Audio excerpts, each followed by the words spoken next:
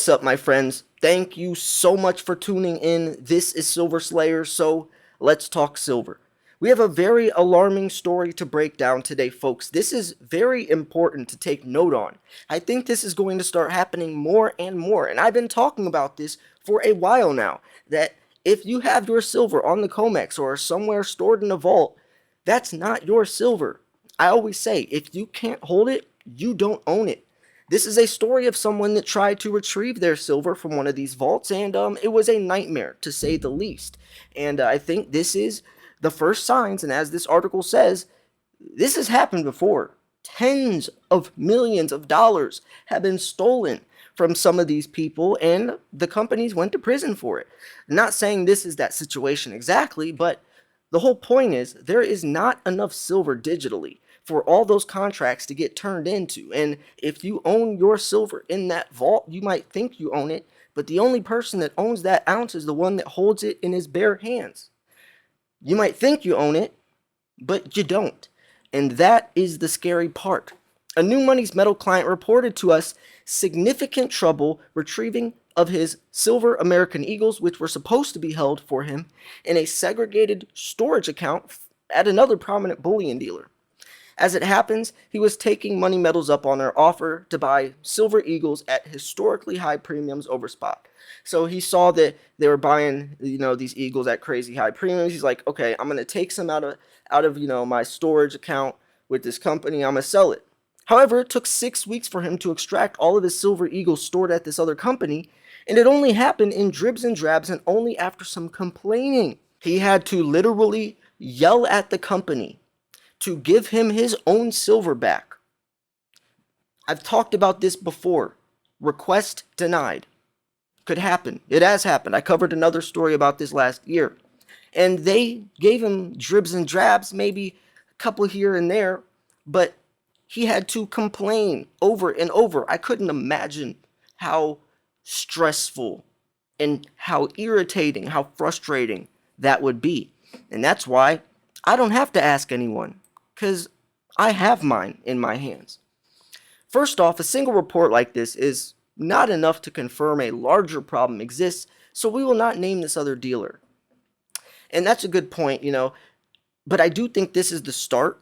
I think we're going to start seeing this happen more and more, because yes, his silver could have been in that vault with his name on it, but maybe as that company starts to get low, they skim a little bit off his and say they'll give him it back later, or kind of start borrowing here and there from people's, and who knows how bad the situation is.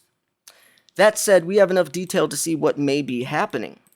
Times when we see higher strains in the industry are especially good times to remind retail bullion investors to be careful.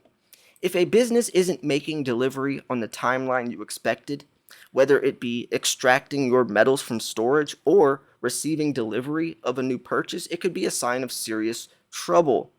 And you're about to see some very, very foolish people who deserved to get their silver stolen from them. I mean, I hate to say that, but you'll see what I mean. In the case of precious metals, you are already holding in a segregated storage account. We can think of no good reason for a dealer or a depository to take several weeks or more to return your property. And Patrick Heller mentioned this. At the fall of the collapse of the COMEX, what you're going to see is people getting longer and longer delivery times, or eventually the entire COMEX freezes or collapses. After all, items in a segregated account are supposed to be laying on a vault shelf with your name on them ready to go. To be sure, poor management as well as staffing challenges could explain many issues, but I think the timing is too ironic to be ironic. Happening right now, no. But experience tells us that the first signs of truly serious trouble is when a business in our industry systematically fails to meet commitments. Watch for the telltale signs of trouble. And here's what I was talking about, those foolish people. There have been, unfortunately, unethical or outright corrupt dealers who drove their business into the ditch while their clients got stuck holding the bag. Only a few years back, for example, Tolving and Company went bust. A similar blowup occurred at the Northwest Territorial Mint. In 2016, there have been others. The proprietors of both Tolving and Northwest Mint were ultimately sentenced to prison for defrauding customers out of big money. Tens of clients, or thousands of clients, lost tens of millions of dollars when their orders went undelivered. In both cases, however, early warning signs included widespread reports of delivery delays and rising customer complaints at largely credible customer review sites such as the Better Business Bureau, and poor communication was another red flag. Those who simply took note of literally scores of recent complaints about delays, broken promises, and lack of communication could have been avoided, or could have avoided their losses, but some victims have even engaged in prior transactions with these firms, yet they foolishly kept coming back despite repeated bad experiences. That's what I was talking about. In both the Tolving and Northwest Mint scandals, the ultimate blowups happened many months after the first signs. In fact, the signs at the Northwest Mint had actually been there for years. The business had even disciplined by state regulators for serious breaches in the past. That's why I tell you guys to buy from Miles Franklin. They've never had a negative review since they opened. Since over 4 decades, 45 years, never had a negative review. Never. It is important to note there can be legitimate explanations for delayed shipment, especially right now. And that is something, right? I mean, shipping delays, but like I said, I think it's too ironic to be ironic, and I think this is the start of the facade being exposed, right? The digital versus the physical, and I mean it's inevitable for that to happen, and I do think this is the first signs. These are the early signs, and the people that ignore the early signs are going to be the one kicking themselves in the butt. A new surge in demand since early September has caused inventories of the most popular gold and silver bullion products to become depleted. Delays of some kind are currently both widespread and unavoidable in many cases. The best operators, however, will advise clients of any delay before accepting the order. And yes, that's something that you gotta watch out for. Then they will meet the expectation they have set. If clients are told to expect shipment with a 2-week delay, that is what they should get. Investing in physical metals is no different than making other major purchases. Consider doing some due diligence before making the plunge and insist on good service after the order is placed.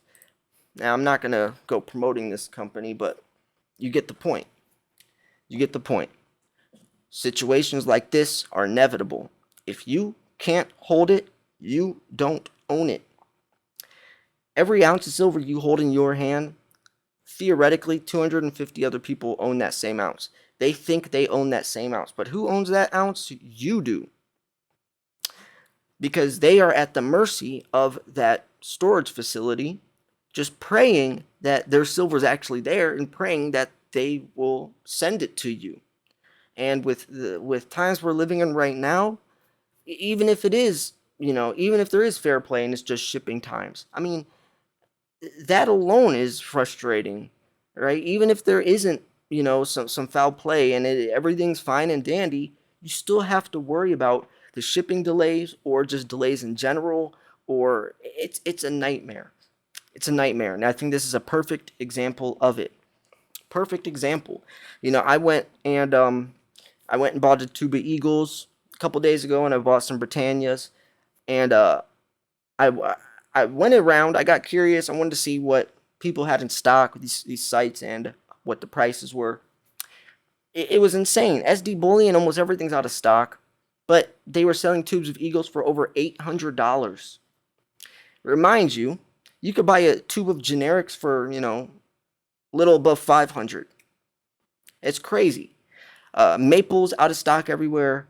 Most places all out of stock. When you used to see that, see how all these sites say that notify me, but have that notify me button. That didn't used to be a thing. You would see that button occasionally on some very rare collectible coins, or like the Lunar Series 2 or something that's very hot right now. But nowadays, that's all these sites have. Even like Jam Bullion has a tab that says in stock silver. That's not normal. That's not normal, folks. So yeah, I'm going to wrap this video up here. I hope you enjoyed this video. Let me know what you think. Do you have your silver stuck in some storage vault, or are you in complete control? Let me know. Also, let me know what you think about this article. Do you think that this guy is in some serious trouble, or do you think maybe it was fair play and it just took longer? The fact that he had to complain, I think, is alarming enough and only happened in dribs and drabs. I think that speaks for itself, but who knows? I'm going to wrap this video up here. Thanks for tuning in. This is Silver Slayer. I'll see you guys soon. Peace.